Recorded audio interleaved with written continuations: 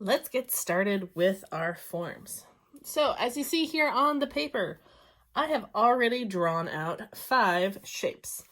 Now let's just review here. What makes these shapes? Well, the main thing is they are flat. They are 2-dimensional. I cannot pick them up. They only have height and width. There's no depth, okay? Can't pick them up. They're just drawn. So we can take these geometric shapes and turn them into forms quite easily. If you choose to do this project, you'd follow along with these steps and I'll show you how to draw them into forms, and then I'll show you how to turn that into a little piece of art. So let's start with our practice of how to turn these basic shapes into forms. Just gonna need a pencil. Let's start with the square. Everybody always likes a square. So for the square, there are 2 different ways that I've seen people draw them or learn how to draw them. One is my personal favorite. The other one, a lot of people learn it, but it is not my favorite. So we're going to be turning these squares into cubes. Now let's start with this first one, the small one in the back. This is how a lot of people learn to make cubes when they're in elementary school. It works, but it has an extra step that I'm not a big fan of. So you might have learned by drawing your square, and then you're going to draw the exact same thing up and over just a little bit. So if I draw that same square again, up and over, trying to make it about the same size. And then if I connect the 4 corners together, as you see, that instantly makes a cube. And that's great. There's nothing wrong with that. The only downside to this, though, is how often do you actually have to draw a cube that's see-through? Probably not that often. So you then have to go through and erase these lines, and that line, and that line. As you can see, I chose a pencil that doesn't erase very well to really prove my point. Unless you can erase something really well and you have to go through that extra step, that process works, but it's a bit of a pain. Let me show you my favorite method instead on the big one. So we have our square, or pretty close to a square. We're going to draw 3 diagonal lines, and they're going to go off of these 3 corners. So these diagonal lines, they can be whatever angle you want them to be. You just got to remember, whatever angle you do on one, you got to do it on all of them. So I'm going to start with this one. I'm going to draw a line diagonally. Okay. Once I've done that, I want to do the exact same line from here and from here. Now it's got to be exactly the same. It's got to be parallel to the one before. So going at that same angle. And it has to be the same length. And that's going to be key for all 3 lines. So I'm going to look at my angle. I'm going to repeat it. Same length, so it should stop at the same height there. And then down here, again, at an angle, same length. It should end same there. So we have 3 parallel lines. Now what's cool with a cube or any box is they always have sets of 3 parallel lines. We have the 3 diagonals.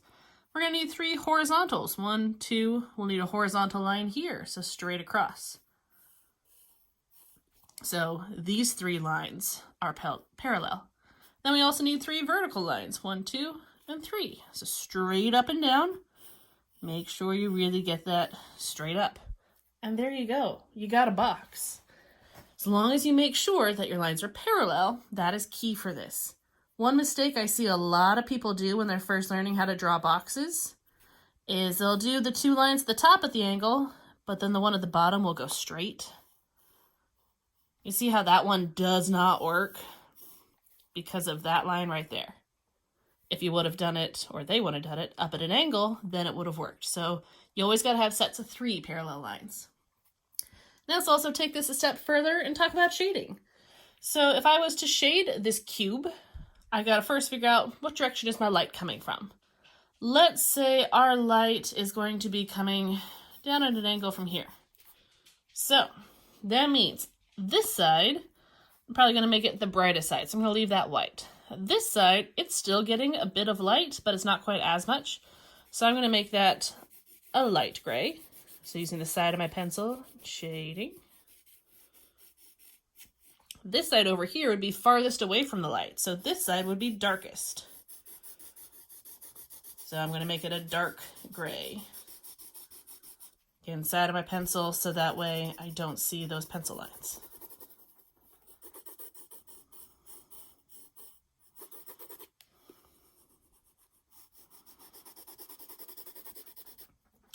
All right, I like to take my finger and smudge to make for a nice smooth value. And we got our basic there, but there's one thing left. If it's an actual form, if this was real life, it would be casting a shadow. So if I think about opposite side of where the light's hitting, shadow's going to come out this way. So I'm going to kind of look at my shape that I have, the direction it's coming, and it's going to be a little shadow kind of coming out at an angle like that, kind of following that angle. That's going to be kind of a medium dark gray. But giving your forms a shadow will help make it look like they're more realistic, like they're truly on a table or in real life somewhere. Okay, so those are my 2 tricks for drawing a cube. Let's go over to rectangle. So turn this in the box. This is going to be the exact same process again. Doesn't matter if it's a vertical box, if it's a horizontal box, if it's turned sideways. We're going to do the same thing. 3 lines. I can even go the other direction for this one. I'll go from these 3 corners. Out at an angle, out at the same angle, same length, and from the bottom corner, same angle, same length. 3 vertical lines, straight up and down. 3 horizontal lines, straight across. Okay. Now same thing, if my light was coming from this side, since my box is angled a little bit differently, this side is definitely my lightest. This side is probably going to be my medium value. And this side will be my darkest because it's farthest away. It all just depends on what direction your box is going and which way the light is coming from.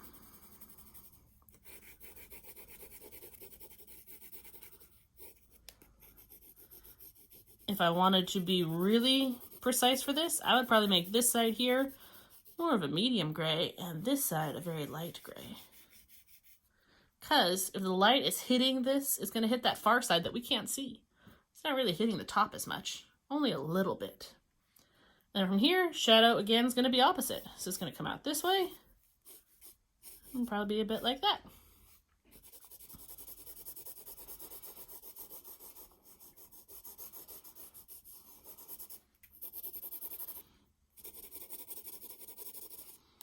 So there are boxes. Now let's go on to some other shapes. What about a circle? We can turn a circle into a sphere. Now when we're drawing a sphere, we gotta remember we're not drawing any extra lines. All we're gonna do is add shadow. That's a key thing to remember here. So I'm going to assume light's gonna come from the same direction again. When I'm drawing a sphere and I'm shading it, it's all about your values.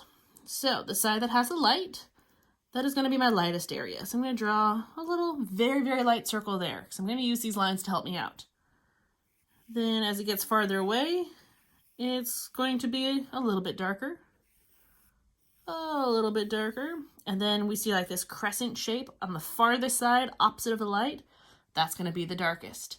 So I like to draw out these rings first to help me figure out what lines or what values are going where. Then I like to start on the darkest side. So over here, I'm going to make it as dark as I can because it's the farthest away from the light. It should end up making a crescent moon shape.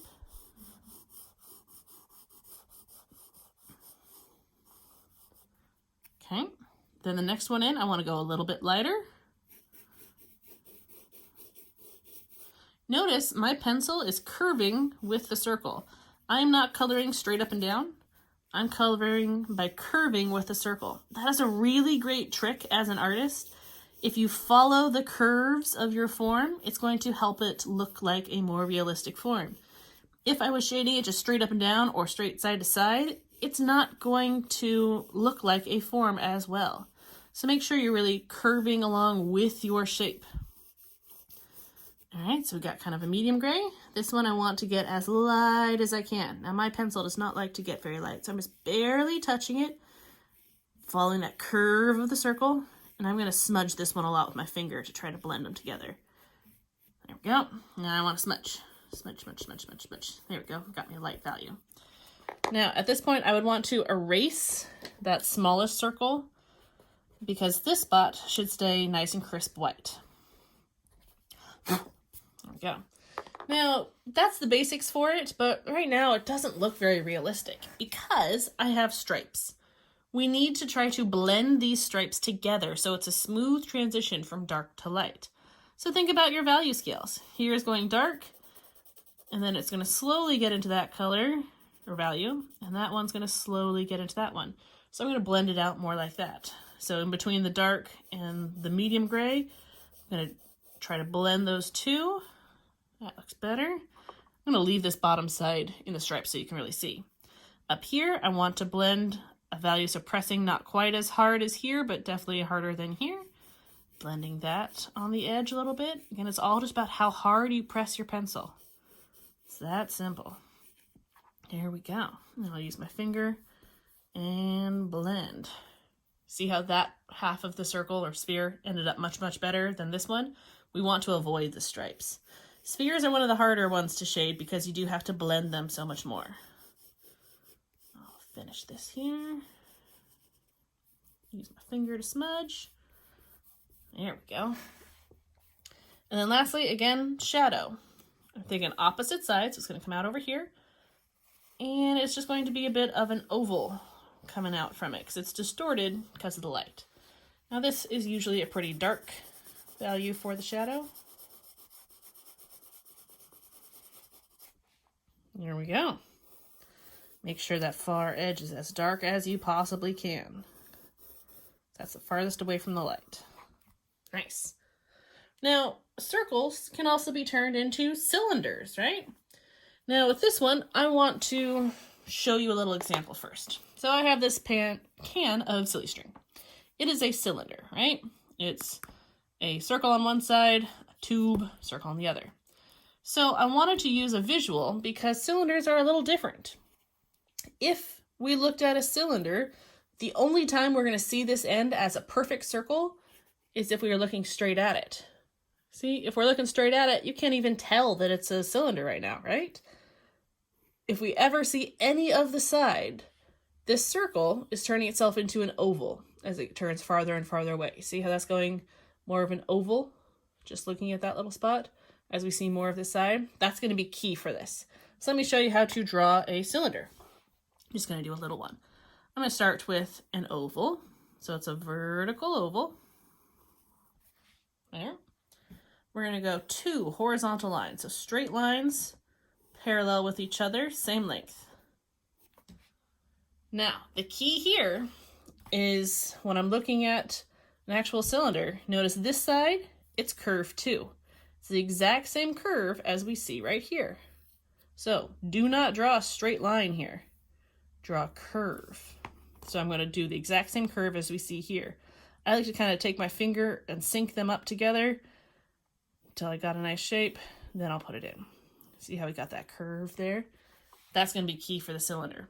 A common mistake is people will put in the oval, the straight lines, and then they'll go straight. See how that does not work?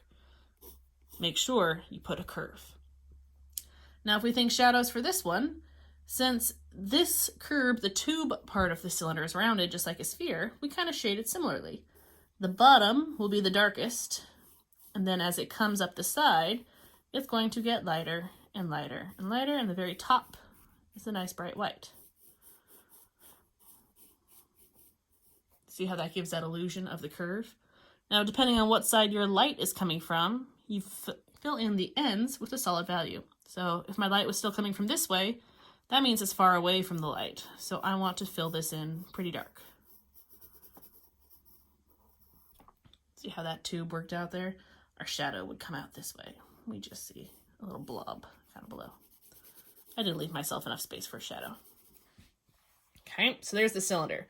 Same thing if you turn it vertical. So if you're doing like a soda can or something like that. Oval, straight edges, and then curve on the bottom, just like that oval. Last shape we're going to do is triangles. So this first one, we're going to turn this triangle into a pyramid. Now this is the easiest one to do if you ask me. I start with a triangle. From the bottom corner, I go up and out at an angle. And then all I got to do is connect that top point to the end line there, straight line, and boom, it's a pyramid. If I wanted to make it look like the blocks of a pyramid, I would do a bunch of lines that are parallel to that angle going up. And the ones on the front would just be straight. those aren't very straight, but you get what I'm saying here. Pyramid, one of the easiest ones. Shading is very similar to the box. So a whole side will be lighter or darker than the other side. If my light was coming from here, this side would be slightly darker because it is farther away from the light. So I'm just going to give it a very light shadow. And I'll smudge it.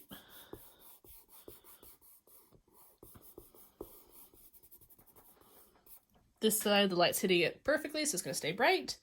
And my shadow's just going to come off opposite side. We're just going to see a bit of a triangle coming off down there.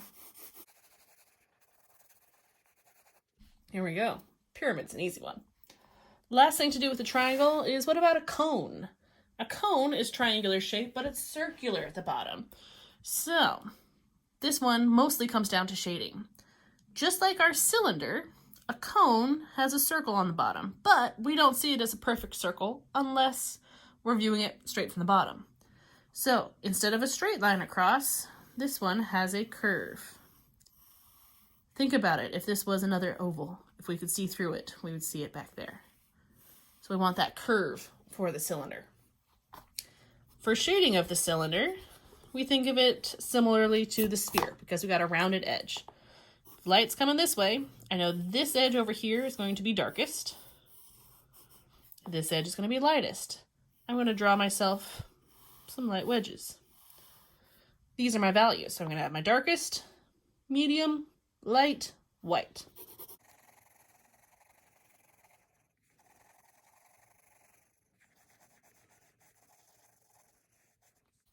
Okay, so just like on the sphere, I got my little stripes here, but I need to blend them together.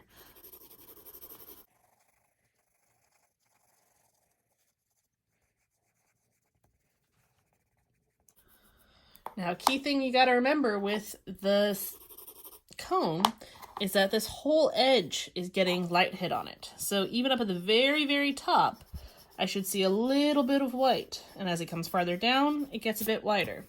So make sure your stripes of value coming down come out from the point. So they're little wedges each. And then just like before, just like the pyramid, I'll do kind of a little triangle for my shadow that comes out from the bottom.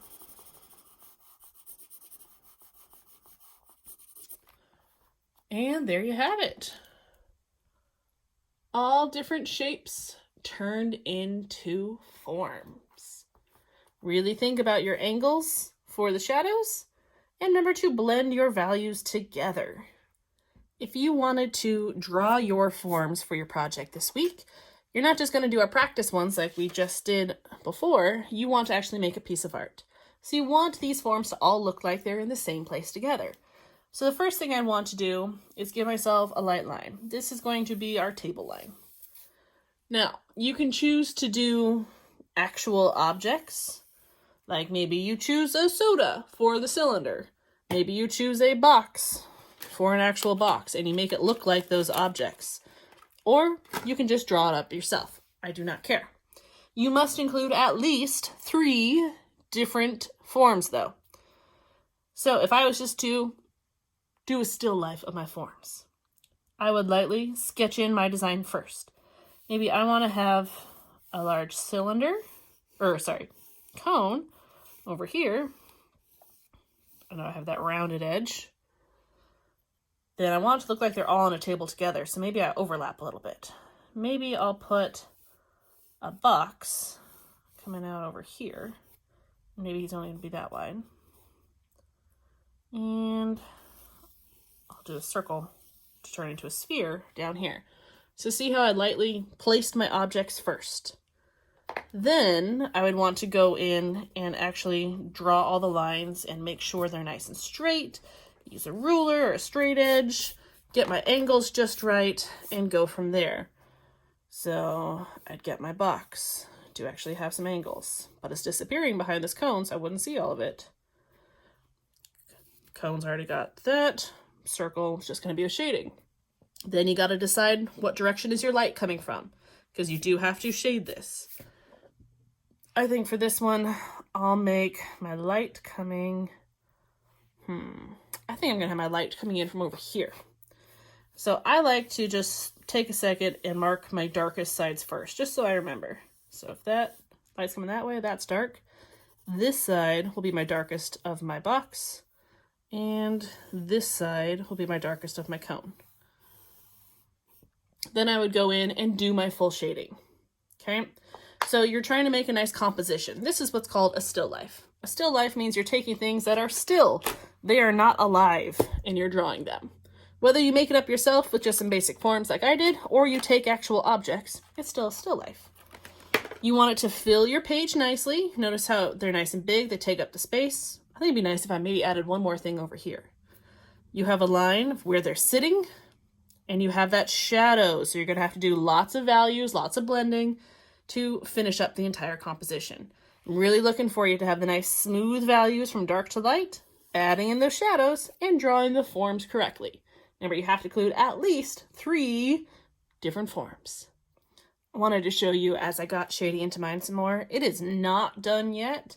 Notice I have not blended these very well. It's still pretty messy, but I want to show you how I started to add in that value. I could maybe put some patterns or designs into the background or onto the table. If you wanted to, you could even challenge yourself and do this whole process with colored pencil, still working with the values of getting dark to light on the correct spots. And you can make each shape a different color. Challenge yourself, but make sure your drawing looks like 3-dimensional objects. They are nice and formed.